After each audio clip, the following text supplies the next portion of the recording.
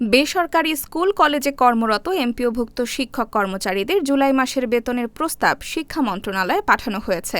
মন্ত্রণালয়ের অনুমোদন সাপেক্ষে আগামী আগস্ট মাসের শুরুতে তারা বেতন ভাতা পেতে পারেন। সোমবার ২৭ জুলাই মাধ্যমিক ও উচ্চশিক্ষা অধিদপ্তরের একটি সূত্র জানিয়েছে, education management information system cell থেকে গতকাল রবিবার জুলাই মাসের বেতন ভাতার প্রস্তাব মাউশির প্রশাসন শাখায় পাঠানো হয়। সেখান থেকে আজ সোমবার প্রস্তাবটি অনুমোদনের জন্য মন্ত্রণালয়ে পাঠানো হয়েছে। সূত্রের তথ্য বলছে, শিক্ষা মন্ত্রণালয় এবং অর্থ মন্ত্রণালয়ের অনুমোদন পেতে ৭ কার্যদিবস লাগতে পারে। সে হিসেবে আগামী ৬ আগস্ট অথবা আগামী ৯ আগস্ট শিক্ষক কর্মচারীরা জুলাই মাসের বেতন ভাতা পেতে পারেন।